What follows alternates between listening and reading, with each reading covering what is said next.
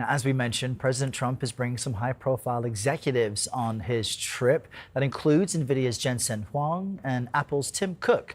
The president once called him Tim Apple, which just tickles me. He also brought Tesla's Elon Musk, as well as others. Let's bring in CBS News contributor Patrick McGee. He's also the author of the New York Times bestseller, Apple in China. Patrick, good morning. So what do you expect these executives to discuss in this trip, specifically when it comes to artificial intelligence and its power and what it can do? Because the U.S.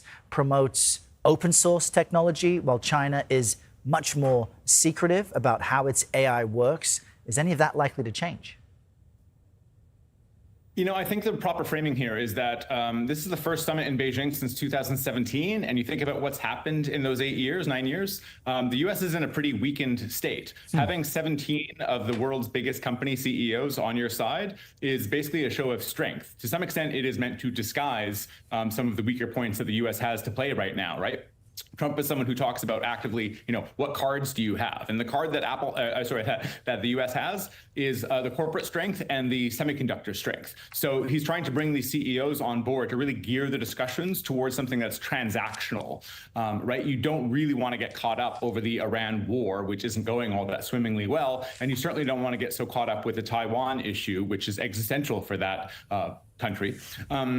So the more that you can gear this towards transactions and things to do with semiconductors, the better. The risk, however, is that Xi Jinping, of course, knows all of this, and he may very well be seeking concessions on Taiwan in exchange for a major corporate deal.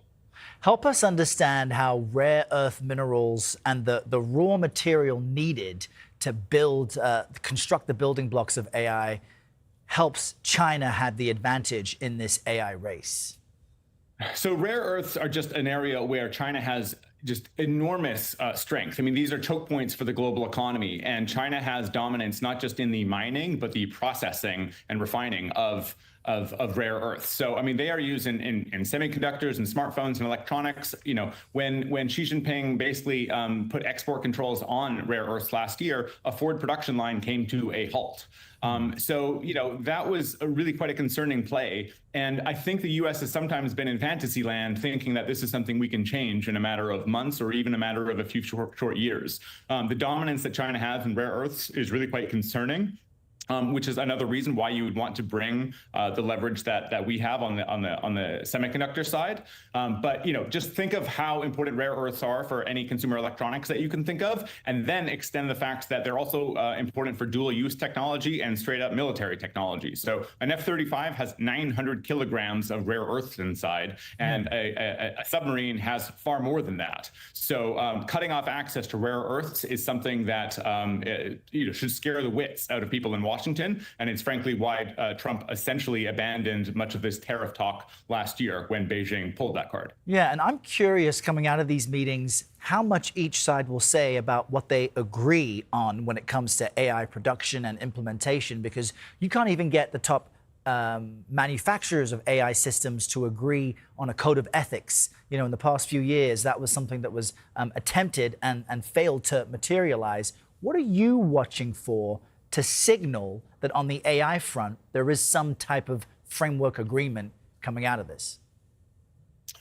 The AI issue is a really tough one. I'm not sure exactly that we should be thinking of something like a grand bargain or something of a big deal. I try to think of this the way a marriage counselor might, right? This is a relationship where the couples are sleeping in separate rooms and are basically going through the custody arrangements of who gets access to what portion of the supply chain. We shouldn't be thinking about a grand bargain. We should be thinking about harm reduction, right? We're worried that one spouse might want to burn the house down.